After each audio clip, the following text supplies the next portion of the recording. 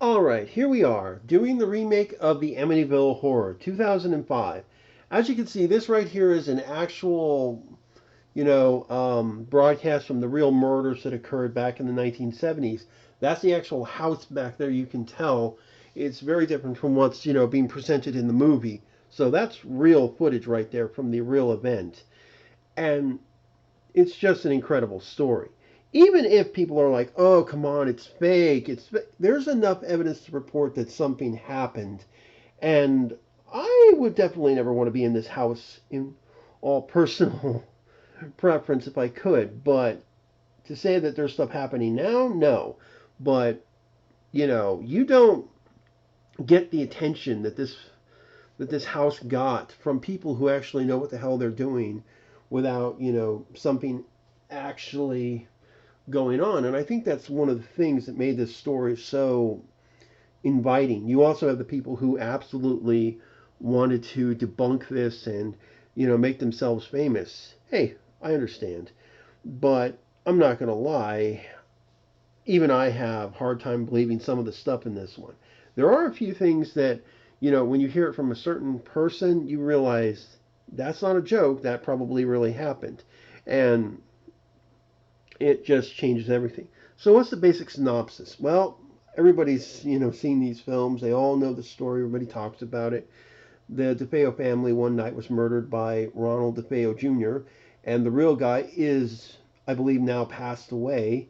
So there's that. And he killed his entire family. Got tried, convicted, and a year later, his house is on the market, and it's bought by George and Kathy Lutz. And here we have our George and Kathy Lutz. Uh, Ryan Reynolds in one of his earliest roles, and at least that I knew him in, playing George Lutz. And believe it or not, I think sometimes comedic actors they can have like some of the best range. You'd be surprised how often they can suddenly play these serious roles and actually be very effective in them.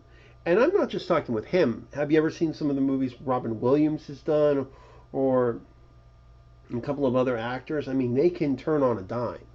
And in his case, this is pretty good.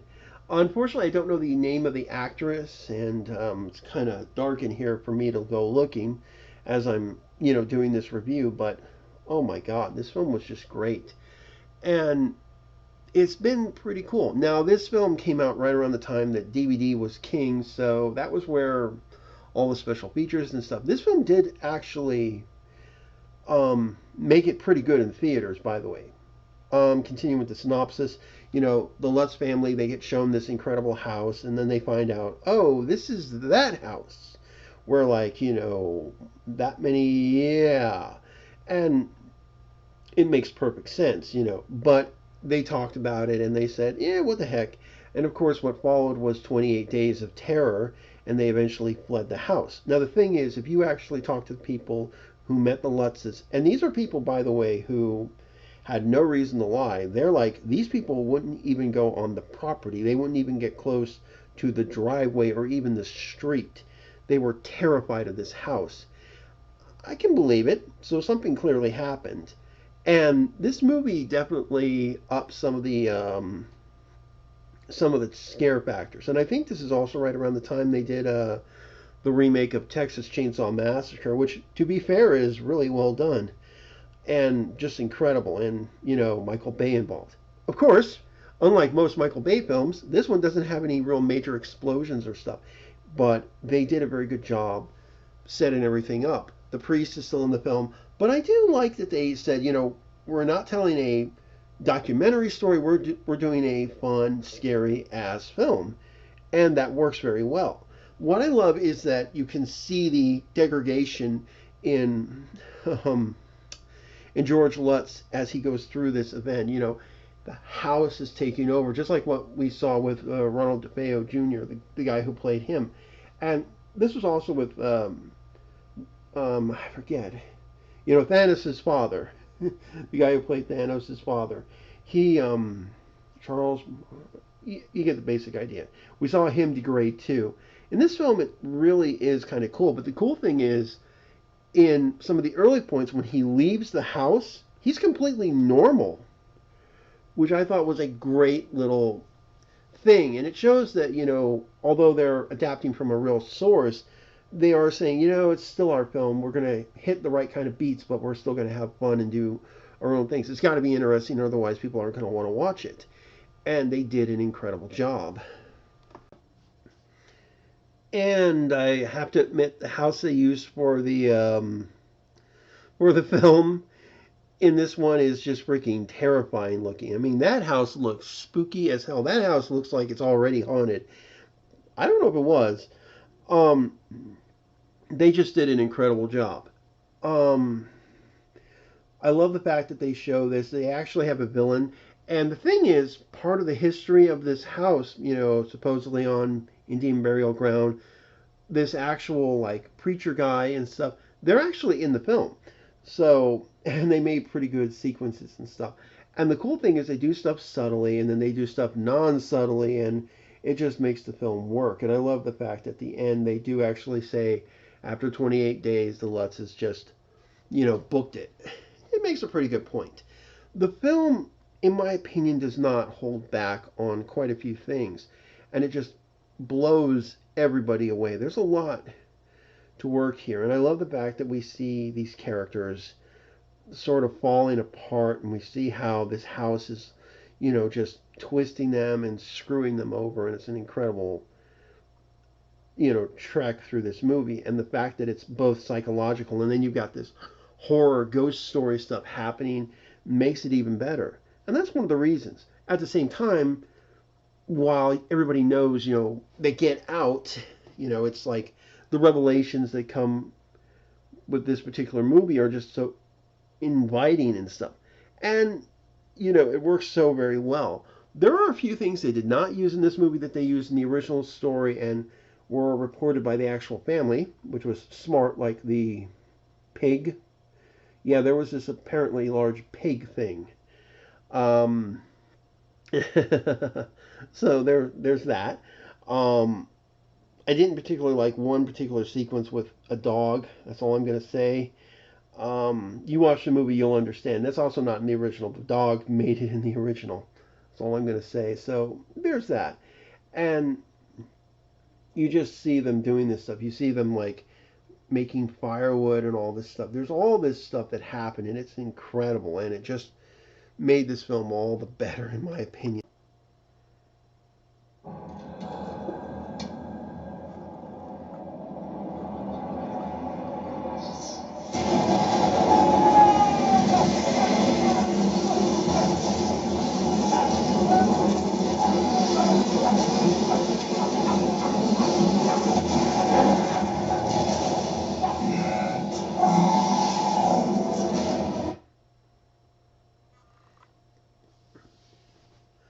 Okay, we're getting to the end of the video, but I definitely wanted to show off that scene.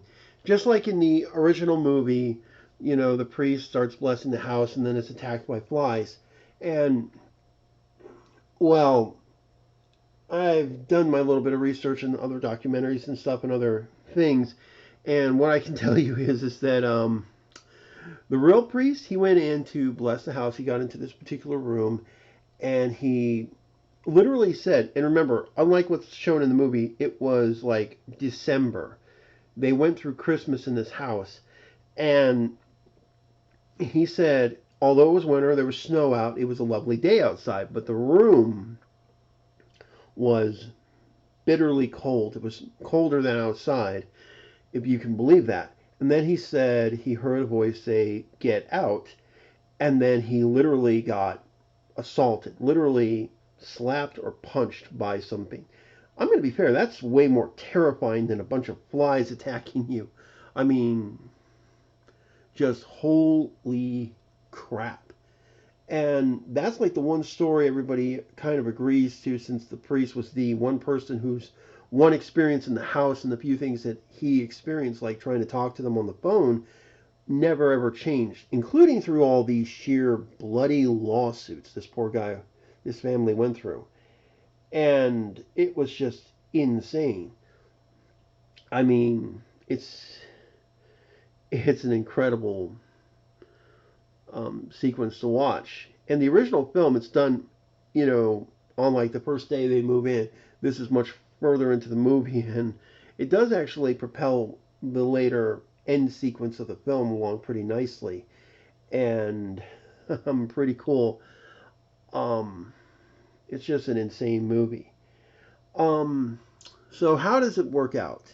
Is it a good flick? How does this film? Because I don't think I've reviewed this one. If I have, well, it's been a while, but I know I don't think I've hit this one. I think I hit the original, but not this one. First of all, this 4K is in incredibly good shape. The colors are vibrant, the darks are really dark and stuff. I haven't seen anything real problematic. It's actually in very good shape. You know, you can tell they used film. It looks incredible. Um, the soundtrack is also incredibly good. DTS does a fantastic job. The music, the tones. So far, nothing has been out of whack, unlike with Poltergeist 2's freaking Atmos track, which I still don't know who the hell mixed that, but they really screwed that film up good. This film works very well because it's not trying to be anything stupid, and I love that. It really does pull off a pretty nice setup, too. Um, there's a lot of tension, there's a lot of other great stuff. The way the film ends is both shocking and stuff, and yeah, I would leave everything behind, too. Just take whatever clothes are on your back and be done. And it works very well in that regard. Um, there's a lot of good stuff. There's also some new documentaries on the Blu-ray of this 4K set, so there is new content. Also, I should add, um, if you're going to get the other Blu-ray that exists of this film, it's not particularly rare, but it's not like it's the most common thing. It's kind of uncommon. It has no special features except the 5.1 track, the movie, maybe the trailer. That's about it. I mean, really, it's just the movie. Whereas, like, if you get the older DVD, it's the movie and all the special features, which I think is great.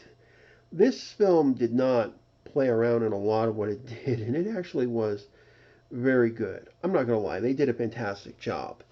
And this is a good film. Whether you believe this actually happened to this family or not, this is still a good, scary film. It's got its moments where it definitely will make you go, holy crap, and that's pretty dang good in my opinion. So, for Halloween, the 2015 Amityville horror has been done. The 4K is actually holding up pretty well, and I'm just happy. Like and subscribe, hit the bell for notifications, and guys, happy Halloween.